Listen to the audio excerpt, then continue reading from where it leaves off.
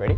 Yep. You got this. Yo, it is your boy Nice versus Wild, and you're listening to another episode of Beer Wall Sessions. I'm super pumped for today's session. I've got a guest on. Actually, T, you might be one of the first personal trainers, someone in the fitness industry that's jumped onto the Beer Wall session. And I'm super excited to have you, man. Can you tell us a little bit about yourself, what you do? Yeah, man. I'm super excited to be here, by the way. So thank you first off. Basically, I'm a personal trainer, and I run my business from home. And yeah, so I just help people from my own home, and yeah, that's it. And what made you get into the space? Well, there's a lot of things actually. So what made me get into space was, well, I used to be into sports quite a bit. So I grew up with a lot of sports, and then from there, I was, getting trained by people, everything like that. And I thought to myself, wouldn't it be cool one day if I could actually just train people, So I thought, yep, cool. Did that for a little while of getting trained by people and everything like that. And sports was really good. And then, as you know, sometimes in life you hit a bit of crossroads, and I went down those crossroads, and then, yeah. So was it like early in your teenage years that how did that phase go in your life? Yeah, so it was in my teenage years. So yeah. I started off, rugby union in New Zealand first, yeah. And then obviously I went over to Australia and played rugby league, and then from there just carried on all the way up until I was about maybe 16, I believe. And then from 16, I just lost the passion for footy and everything like that, and sort of went downhill. And then hit that crossroads, started chilling with the wrong people and everything like that, and got into some really bad things, and yeah, just lost that passion completely. And just to sort of give us a backstory around environment, obviously the classic saying, you're five of your closest friends and all of that. What do you think? You lost your purpose, you lost your why, or how did you fall back into a negative environment? Yeah, I definitely lost my purpose and my why. To be honest, I don't really think I had a why, to be honest. I think I was just playing sports because I got, pushed into a very young age. Yeah. So I didn't really have a why, but my purpose was lost when, I just didn't see myself developing anymore with sports. And then, as I said, I hit that crossroads, met the wrong people, and then got some money as well. So, as a young teenager, when you've got a bit of money, you're kind of like, this is cool. Yeah. I'm going to give that up and start doing this. So, yeah. And that's what I did. So I don't really try to dive in here, but could you give us a bit of a picture, what road you took, and was it drugs and alcohol, or was it violence? Was it? Yeah. So basically, this is something I'm not proud of, but it's something that happened. I got involved, with the drugs and alcohol scene, also the violence scene as well. But definitely more of the money-making scene, just hanging out with the wrong people in Sydney, and just, selling drugs at a very young age, hitting King's Cross. I don't know if you know where that is, in Sydney, but it's pretty, bad red light district and all that kind of stuff. So I started doing that, selling some drugs for some people, making money, still going to school as well and all that kind of stuff. So I'd be at, nightclubs at nighttime, make a bit of money, then go to school the next day and repeat the process again, just non-stop, Yeah, I know, because the reason I kind of want to dive into this, I know there's a lot of people that probably go through the same process, and they never, have this point where they switch or go through a self-realization moment. And I think it's really important to talk about that point that you had an awakening or a moment. Would you say it was a moment, or was it a gradual change? Or do you think there was this bit where you're nah, fuck this life, surely this is not me forever? Yeah, I feel like it was probably that, to be honest. At the age of 16 up until about 18, I loved it, you know what I mean? I was making good money, even though I wasn't doing my sports or anything anymore. I was just making good money, so I was happy. But I think at the time of doing that, the realization was, getting in a bit of trouble now and again as well, going to juvenile and all that kind of stuff. And even though that was really easy at the time, but it was sort of sinking in okay, this might be where my life is going at the moment. it's sort of like, I don't know if I want this, and but that obviously carried all the way up into past 20s and stuff, and then got myself in some trouble, and then spent a long time away, and then decided to make that change from there. So. And did you come back to NZ or? So the story behind that is basically I went inside for a period of time. So I went inside, got myself in a bit of trouble, and I went inside for probably about 6 years. Wow. So away from society. Yeah. And then as the system is, after you do your time, and if say for example I'm from New Zealand, I'm born here, I then have to go to like a detention center. Like most people that are from countries go, and I spent like probably about just over 12 months there, just trying to fight my case and to try and stay in Australia because that's where I was brought up. And I lost that, and they sent me back here. Damn. Yeah, and that was in 2018, I think. Yeah, 2018. Yeah. Wow. Yeah. So you've really been through it, eh? I've been through it. Yeah, I've been through it. There's a lot more to this, to that as well, but. I've been through it. On Be All sessions, we talk about role models quite a lot, and I think there's me personally, I genuinely believe that, like, even for me growing up, I didn't really have many role models, and one of the biggest reasons why we started doing this is to show people that no matter where you come from, what community, what environment, you can rewrite the story. 100%. And that's why I was so attracted to you too, bro. Because I remember we went to the I saw you at the David Dallas concert, and I was like, "Yo, bro, we're gonna get you on there." And then we shot your wedding, which is amazing. Yeah. So just to give people a little bit of context, the first time I actually met T, we were actually shooting his wedding, and it was such an amazing wedding, multicultural, amazing Muslim wife that he's got, and we had like the best photos ever. So if you want to go check out the photos, go check it out.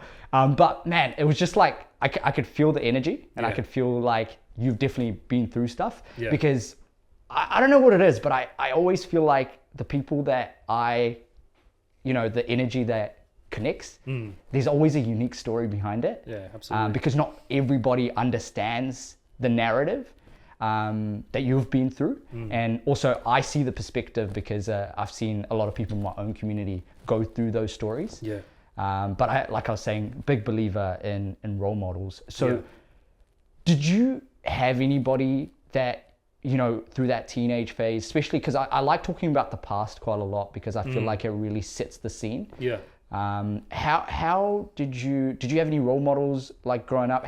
Did you come from like a single household, or were your parents together, or what's the story there?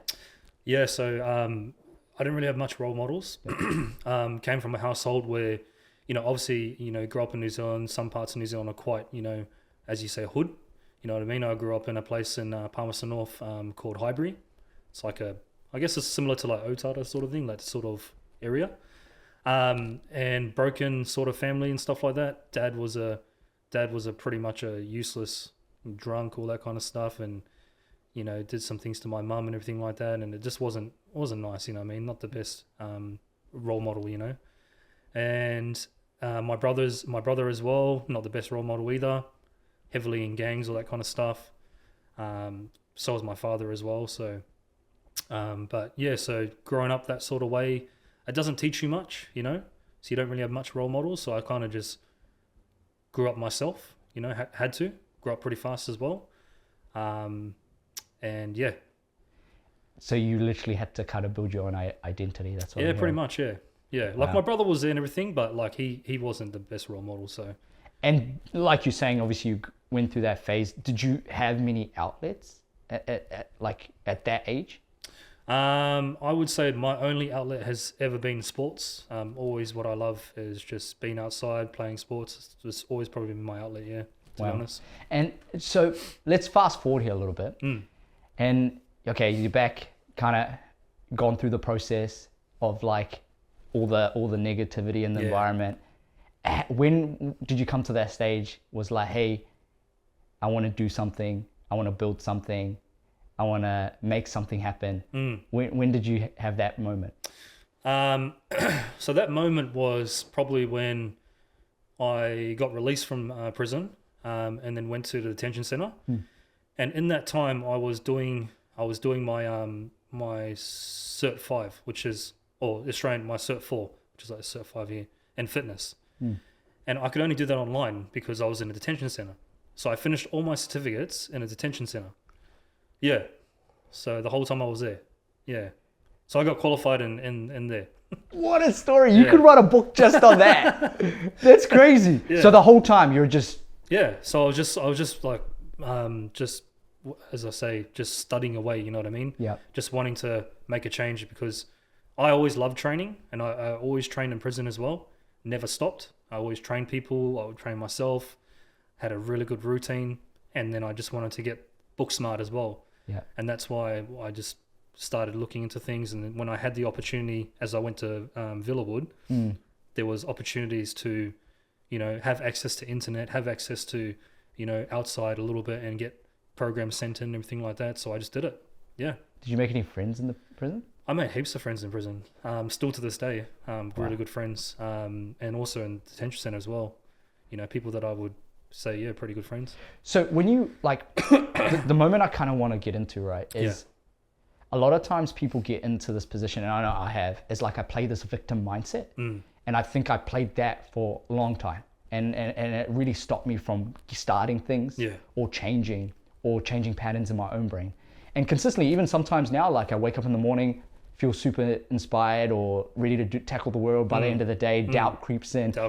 Next morning, you just go through the same process. And I think as a creative, because I'm heavily in that space, you go through that process consistently. You being in prison, like this is a different perspective. Like you got the whole world against you. 100%. And if I'm there, I'm be like, fuck this shit. Like, you know, like this is so difficult. It's already difficult, like moving day to day in real life. You're in prison, you're in that environment, everybody else comes from like similar paths. How do you even get to a point I'm like, okay, I'm gonna put some movement in, take one step at a time. How did you build that pattern? I'm gonna put it down to resilience, to be honest. I just never said I'm never gonna back down. I'm not gonna take no shit, to be honest. And I just wanted to be better. And that's what I wanted to achieve. And I stayed away from all the shit that's in there. Didn't get involved in any drugs and didn't involve in any politics or that bullshit that's in there, you know. I just trained, did my routine, and that's it. So you went that's all I did. Full tunnel vision, Full tunnel vision, because I wanted to get away from that life. You know what I mean? I didn't want to spend the rest of my life in prison. So there's better things to do, you know what I mean? So, yeah, that's what I did. Yeah. That's powerful. Now, just to do a quick recap for the listeners, you know, we've been through the process of you know, going through the teenage years, going through crime, drugs, alcohol, you know, a very, very difficult narrative. Prison, 6 years, rewriting that script. You're like, okay, fuck the bullshit. So I'm just trying to paint a little bit of a picture for the listener. And now you're in that phase. Talk to me about the day you're getting released and how that felt for you. And when you saw the light, okay, look, I've got a little bit of freedom here. How did that moment feel for you? Yeah, it was a bit of sweet, to be honest, because obviously when you spend a lot of time with a lot of people, you get pretty close to each other. So it was kind of sad, to be honest. Like as weird as it sounds, I was kind of sad. I wasn't really happy because I'm leaving my mates. I'm leaving my routine. You know, I've been there for so long. I've been in one place for so long, and now I'm getting out. But then now I'm also going to another place, and now waiting to see if I can stay in Australia. You know, so it's just like not really happy. You know, yeah, that's how it felt. And I know for a fact, you probably know this as well. A lot of times people get out, and you would have felt a sense of loss. Yeah. And like saying goodbye to your routine and your pattern, like you just said. Yeah. But a lot of times, you know, there's a relapse within the first 30 days. Yeah. People get out. They're like, oh shit, I got a bit of sense of freedom. Yeah. Got a bit more cash. Yeah. Oh, fuck, I got a car. Yeah. Let's go do some fucking crazy shit. Yeah. Did you have that creep in? Or were you still very much... Okay, actually talk about it in a way where, what if you did go that way? How did you back your thoughts? Yeah. So like, I guess the only way I can relate to that, because obviously when I got transferred from jail to a detention center, it would be more so when I got sent back here. And all my mates that got sent back here, they all did that shit, you know what I mean? They got out, they got their money from the government, from the Australian government, when you get sent back, and they just fucked off and did something else, you know? And they go and do their crime and everything else and all that crap. For me, I didn't want that. I basically just took it on the chin, got told where I was going, that's it, cool, did what I need to do, and then my goal was to try and readjust to society, you know, just little steps in, like, you know, even just being outside a little bit longer, you know, having a little bit different people now and again, and then just doing that. And I just wanted to keep doing that to get better and better and get my social skills up a little bit more, because they were real shit. And then, I just wanted to keep doing that, get better and better, and then eventually wanted to get a job, you know what I mean, and make some money. And I can't explain the mindset shift, but it was more like, I have to do this, you know, because I've got nothing else. And if I don't, then I'm going to be like another number that's been sent back from Australia. Wow. And I didn't want to be that number, because I don't know if you've heard of like 501s. That's what, you know, technically when you get sent back from Australia and you're a New Zealand citizen, you're like a 501. It's a category, and for visas and stuff. So I didn't want to be another number to add to their list. And that's it. Yeah. Wow. Damn. This is a heck of a story, man. Yeah, thanks, man. Yeah. So when you get to a point, right, and you're like, okay, this is it, and I'm gonna go do something amazing. Yeah. You know, on this podcast, we talk about that you can rewrite your script. Yeah. And you're a classic example of that. And that's why I really wanted to, and thanks for being so honest and vulnerable and sharing what you went through, because I feel like there's a lot of people that's going to resonate to that. Now, we talk about business, we talk about entrepreneurship, we talk about change makers, and you're ticking all of those 3 boxes for me right now. And that's why I knew this was going to resonate. At what point, and can you explain to me, and I think for the listeners as well, what you do now, and can you maybe give me a little bit of step-by-step process, because you would have worked probably some job, built cash flow, built a little bit of savings, built the store. There's no way you can start something without a little bit of momentum. Can you tell me what you actually do right now and how you help people in your community? Absolutely. So obviously I'm the founder of Team Fitness. I've pretty much built a in-house gym inside my garage. It's fully equipped with everything that you need to train. I train multiple clients daily, and I'm just helping the community in my area, and just that's what I do. So just personal training and just helping people as much as I can. And did you always, in the back of your head, you want to do your own thing? Were you like, I want to build something, I want to help? Like, was that always in the back of your head? Yeah, because obviously I used to work commercial gyms, so I've worked at a few commercial gyms in Auckland and stuff. And it wasn't, I just felt like I didn't really like working for people, you know? I didn't like working for a brand, for example, right? And paying rent as well, you know? I had to pay rent each week and everything like that. And I just thought to myself, you know, what if there's an opportunity one day where I can just have my own brand, have my own space, and I can train people, which I love doing. And what if I could do that? And then I looked at a few options. Like I wanted to put all my money into a fucking space and be like, you know what, boom, I'm just gonna just go get a space and be erratic as possible. And I looked at heaps of spaces around my area, and probably didn't have enough money for it, but I had the vision, you know. I was like, you know what, I'm gonna go get that, and I'm gonna start this, and I'm gonna do this and do that, and that went to shit. You know what I mean? As you know, my ideas went to shit, and I was like, oh, okay, cool. What can we do? All right, cool. Try something else. So I kept working at the commercial gyms at City Fitness. Kept working there. Kept building up some more clients, saving some more money, and then when we brought the house, when we brought a house, there was the garage space, and I was like, I wonder if I can just make this space a personal training studio. And boom, I did. Yeah. So I renovated it and made it my own space, and now it's a personal training studio. Yeah, I resonate with that story so much, because I know there's so many people that like, oh yeah, I got a bit of money, let's spend all this money, buy this massive commercial space without even understanding how to get leads or how to build clientele. That was me. I get the buzz, and it's like, you need that vision, but you need to be able to maintain it so that you can give yourself a ramp. Yeah. And obviously you working at commercial gyms, stuff like that, building trust, rapport, relationships, and probably you've probably been able to sort of transition that into your own I have. business if you didn't go into those spaces. Even for me personally, just to give you guys a bit of a backstory, even when I worked in corporate jobs or sales jobs, right? It was those skill sets and those relationships and all the amazing connections I've got on LinkedIn, or like, it's the opportunity always lies in people. Yeah. And I think it's massive, and that's how you build trust. And I can see that. And you could have made that crazy mistakes. And I know, trust me, I've done some dumb shit.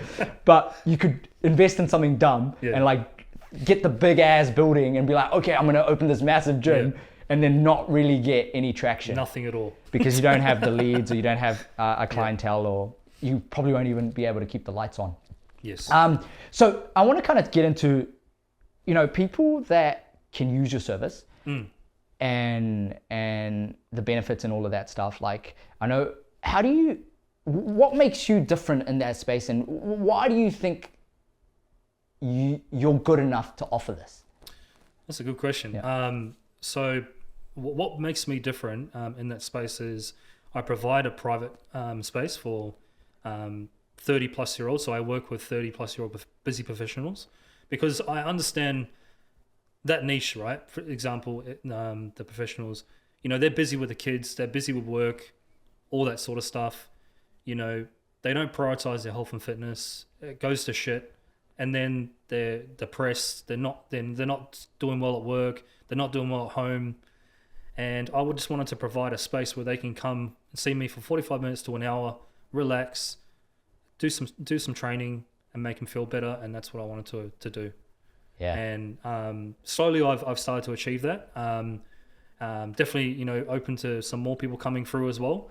But that's definitely something that I want to just make sure that, I'm creating a community in my area, and they know who I am. They know what I do, because there's a lot of other gyms around where I am, and it's pretty competitive, but they see you as a number. I don't see you as a number. I see you as a person. When you come and see me, it's everything's personalized. Your experience is personalized, and that's how I can separate myself differently.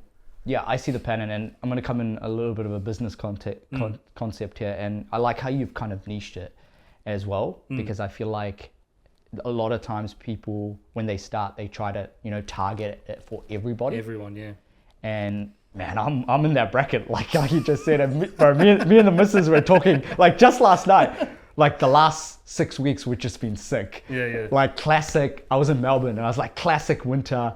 Got sick ass for the whole month. Literally lost my routine, and I've been trying to get it back. And she's been the same. She's like, oh my god, like feels like we're just cleaning the house. Yeah. Dropping the kids off, or like you know what I mean. It's like you can't find the balance. Yeah.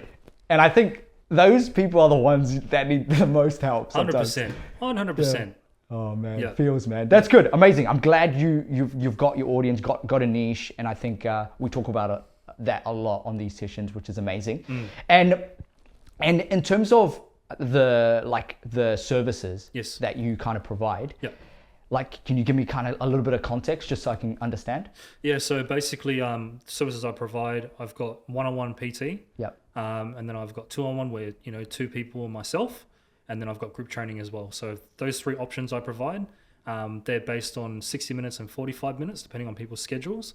And that's what I provide at the moment. And in this space, because like I said, we haven't really spoken to much people in the fitness space. Yeah. Is it difficult to attract new clients? Or Absolutely, 100%. For example, like I just one thing I was talking to with my wife as well. I was saying, you know, starting off, I'm giving out a lot for free, right? But as I'm giving out a lot for free, no one's coming. But I just what I don't understand. I'm giving out so much for free. I'm offering a free session, free PT session. Come try it out. Come see the space.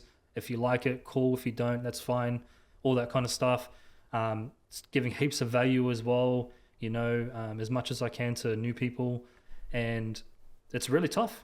You know, but you jump on social media these days, and you see all these things on social media that they're just like, what the fuck is that? You know what I mean? Like, you got people selling programs who have no experience whatsoever in a gym. They don't know anything, but they look good, you know.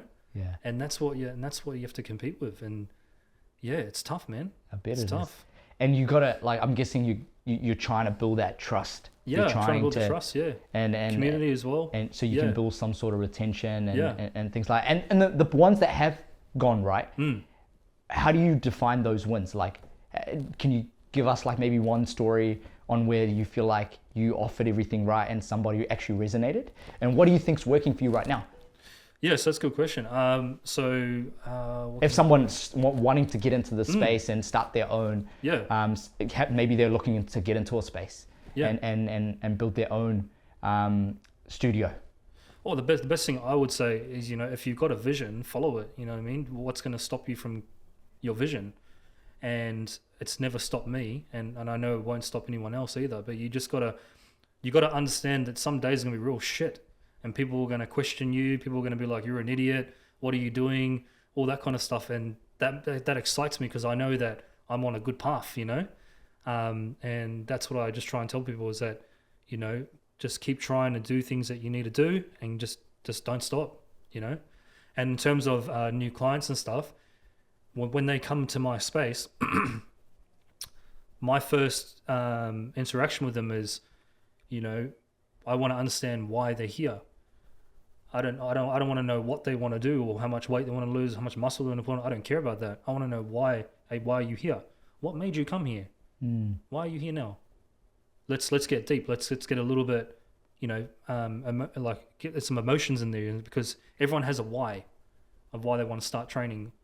Yeah, it's not about just results, and that's what I believe in. So, yeah. And there's not one solution, especially in the health and fitness space, that's like, yo, this is going to work for everybody on like a whole scale. Not. Because everyone's different. Everyone's got different fitness levels. Everyone's got, you know, different drives. You know, you can't compare an ultra runner to somebody that's never walked. No. You know, and it's building those stages. Yeah.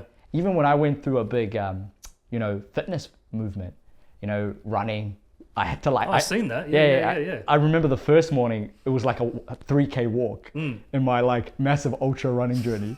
And I was like, at no point did I ever believe that I would run 100Ks or finish a 100K ultra. Crazy. And but it's, I think one of the biggest learning I've had is like, it's like keeping those small promises along the way. Yeah. And it's amazing to see when you keep your promises, how and I actually just recently spoke about this, is it flows into other areas of your life. Like in my personal relationships, you start moving your whole family, your whole community. And that's why I genuinely believe that change always starts with the individual. Yeah. And I deeply have that message anytime I do a keynote or anytime I, you know, have any conversation, or even when we're talking to my team in the creative space. Yeah. And the more we realize that on a day-to-day, I think the more we can keep putting that energy out. Yeah. And it's like, it's right, even to this day, it's still it's kind of a little bit of a disbelief.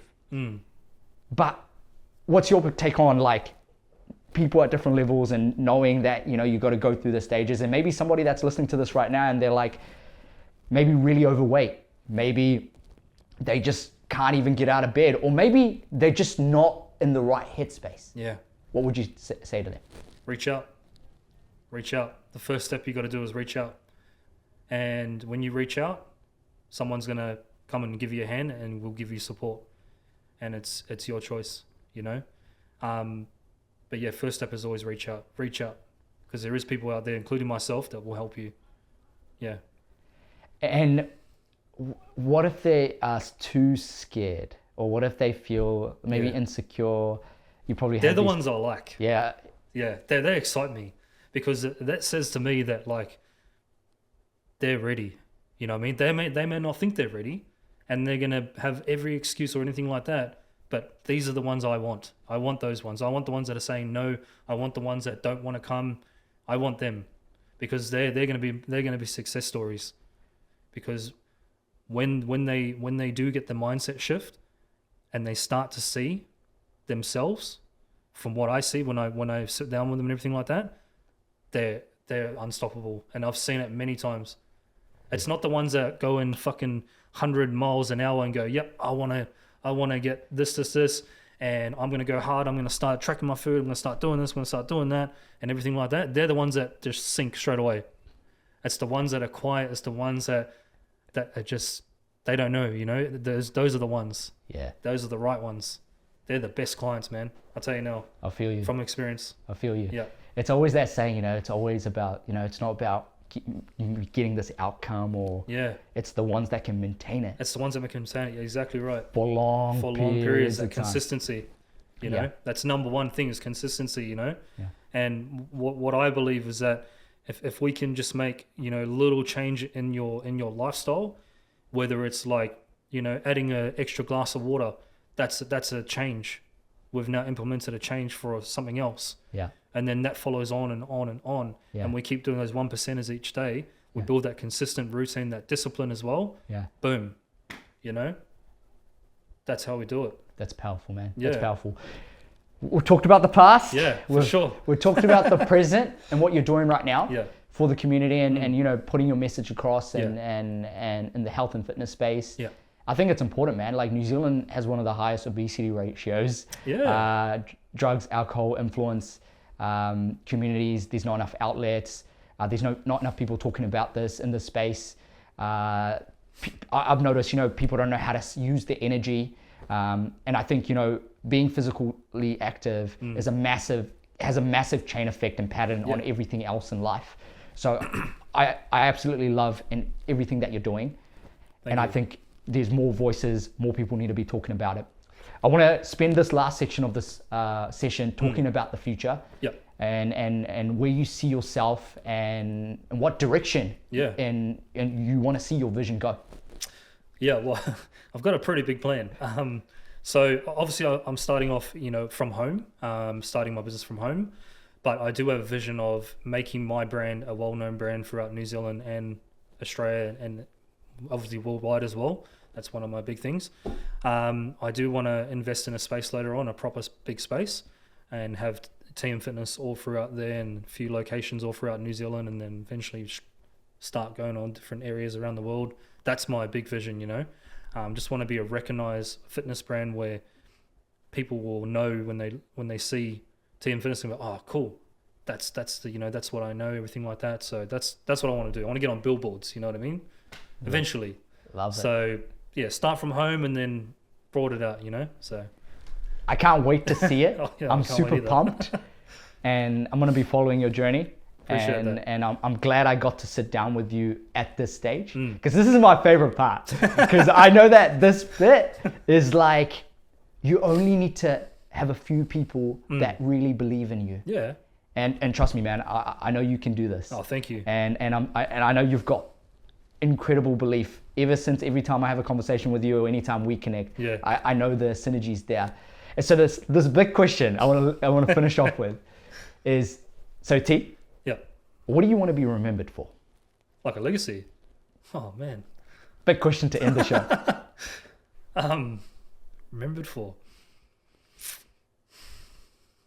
a person that has gone through a lot, had a lot, and has, you know, defined resilience and everything like that, and has stuck through everything, made something of themselves, not just for myself, but for everyone around me as well. I want to be remembered for taking that step, you know, as I understand how shit it is, and I just wanted to take that step to change, and that's what I want to be remembered for, is that even though you come from shit or you come from a bad upbringing and everything like that, you can always make a change, you know, and that's what I want to be remembered for. Yeah. Powerful. Yeah. Thanks, Steve. Thanks for coming on the session. I think, there's a lot of people in our communities, and a lot of people that listen to these sessions are going to resonate. You know, you went through a path of a lot of change, a lot of pain, and you know that you could have easily gone another way. 100%. And stayed on those patterns, stayed on that victim mindset. And you're the type of stories that I want to keep bringing on these sessions, because I feel like there's not enough people in this space, you know, trying to, you know, just give that opportunity or give that chance. And I'm always been like that. And I think you having this conversation with me just kind of brings that to life. Yeah. Anything else you want to close this session out with? Yeah, actually. I'll make sure you plug all your Instagram and where people find you. Yeah, so if anyone wants to follow me on Instagram, so it's __tm.fitness. As soon as you type that in, it will come up straight away. And search me up on Facebook as well, TM Fitness as well. And yeah, that's pretty much it. Do you have it, guys? Keep being a wolf. Keep going. Thanks for coming on, bro. Thank you, man. Appreciate it. Let's go. Let's go. Yeah, that was mean, bro. That was mean, bro. Yeah, bro, you killed it. Bro, that was 40 minutes. Didn't feel like it, eh?